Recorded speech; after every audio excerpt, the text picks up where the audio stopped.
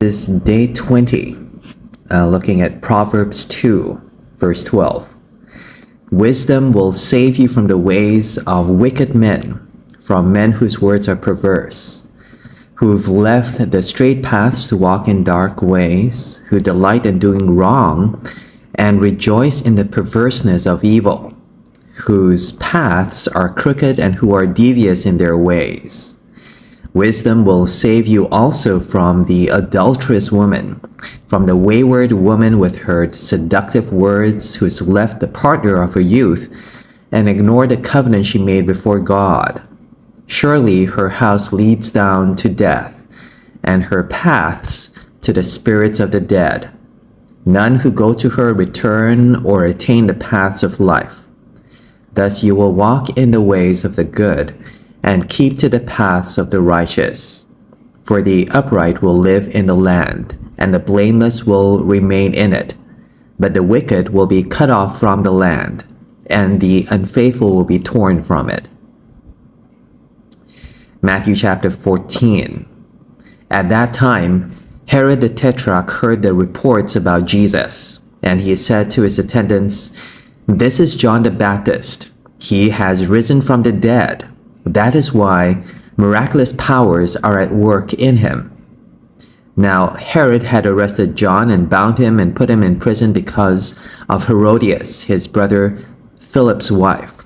For John had been saying to him, "It is not lawful for you to have her." Herod wanted to kill John, but he was afraid of the people because they considered John a prophet. On Herod's birthday, the daughter of Herodias danced for the guests and pleased Herod so much that he promised with an oath to give her whatever she asked. Prompted by her mother, she said, "Give me here on a dish the head of John the Baptist." The king was distressed because of his oaths and his dinner guests. He ordered that her request be granted and had John beheaded in the prison. His head was brought in on a dish and given to the girl, who carried it to her mother. John's disciples came and took his body and buried it. Then they went and told Jesus. When Jesus heard what had happened, he withdrew by boat privately to a solitary place. Hearing of this, the crowds followed him on foot from the towns.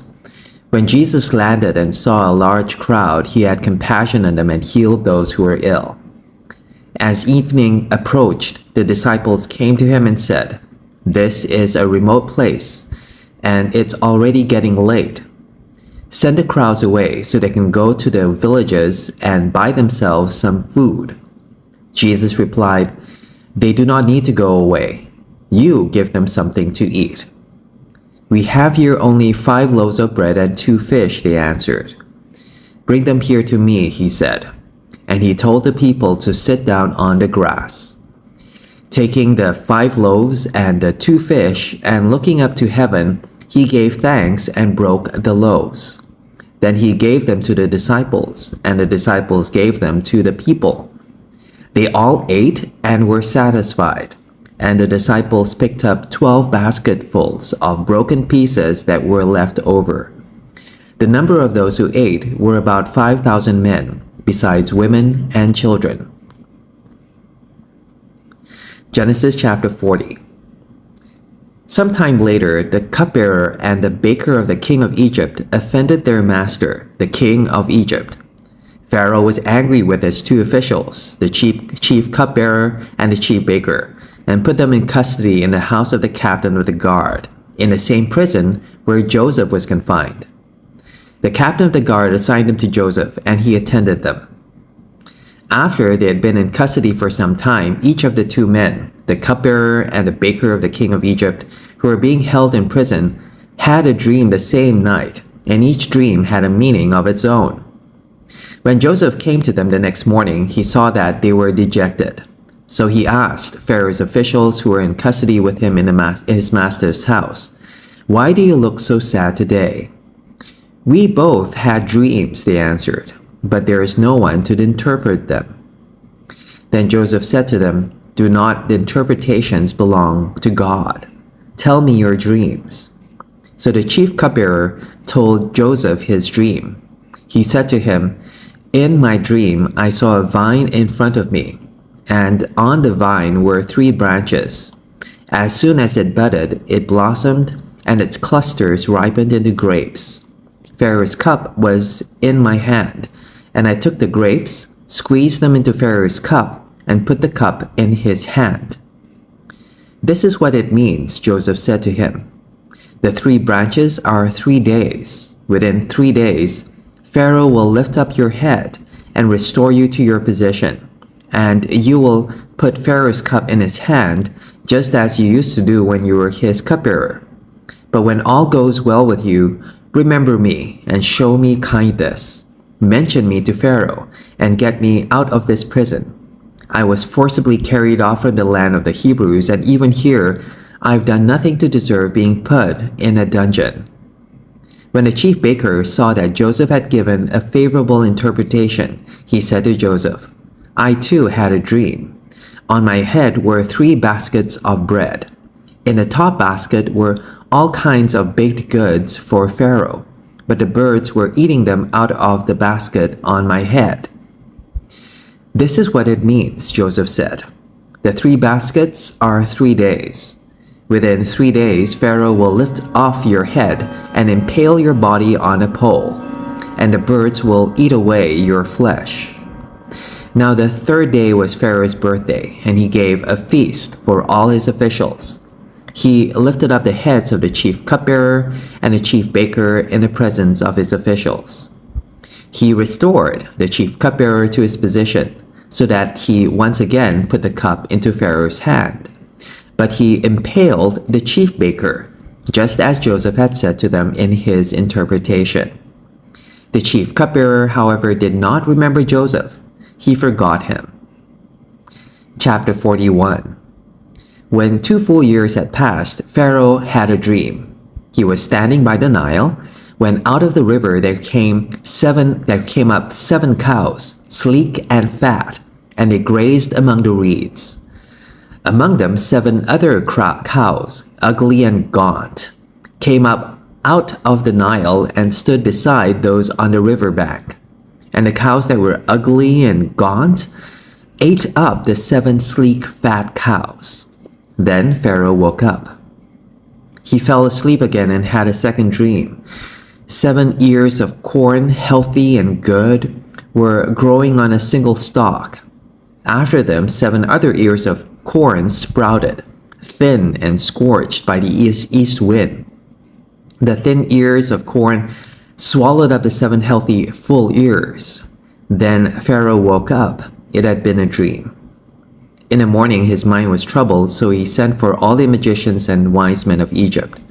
Pharaoh told them his dreams, but no one could interpret them for him. Then the chief cupbearer said to Pharaoh, "Today I am reminded of my shortcomings. Pharaoh was once angry with his servants, and he imprisoned me and the chief baker in the house of the captain of the guard. Each of us had a dream the same night, and each dream had a meaning of its own. Now a young Hebrew was there with us, a servant of the captain of the guard. We told him our dreams, and he interpreted them for us, giving each man the interpretation of his dream. And things turned out exactly as he interpreted them to us. I was restored to my position, and the other man was impaled."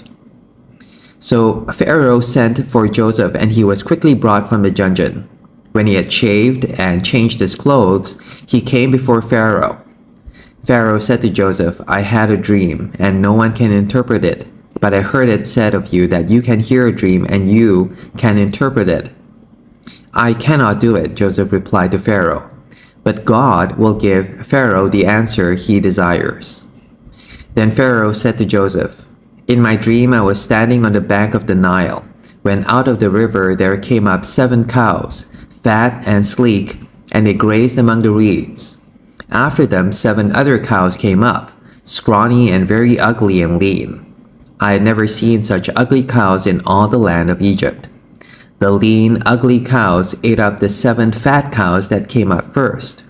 But even after they ate them, no one could tell that they had done so.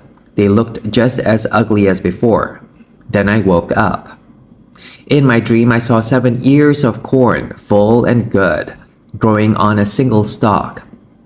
After them, 7 other ears sprouted, withered and thin and scorched by the east wind. The thin ears of corn swallowed up the 7 good ears. I told this to the magicians, but none of them could explain it to me. Then Joseph said to Pharaoh, "The dreams of Pharaoh are one and the same. God has revealed to Pharaoh what he is about to do. The 7 good cows are 7 years, and the 7 good ears of corn are 7 years. It is one and the same dream. The 7 lean, ugly cows that came up afterward are 7 years, and so are the 7 worthless ears of corn, scorched by the east wind. They are 7 years of famine. It is just as I said to Pharaoh. God has shown Pharaoh what he is about to do. 7 years of great abundance are coming throughout the land of Egypt, but 7 years of famine will follow them. Then all the abundance in Egypt will be forgotten, and the famine will ravage the land. The abundance in the land will not be remembered because the famine that follows it will be so severe. The reason the dream was given to Pharaoh in 2 forms is that the matter has been firmly decided by God, and God will do it soon. And now let Pharaoh look for a discerning and wise man and put him in charge of the land of Egypt. Let Pharaoh appoint commissioners over the land to take 1/5 of the harvest of Egypt during the 7 years of abundance. They should collect all the food of these great years that are coming and store up the grain under the authority of Pharaoh to be kept in the cities for food. This food should be held in reserve for the country to be used during the 7 years of famine that will come upon Egypt, so that the country will not be ruined by the famine." The plan seemed good to Pharaoh and to all his officials. So Pharaoh asked them, "Can we find anyone like this man, one in whom is the Spirit of God?"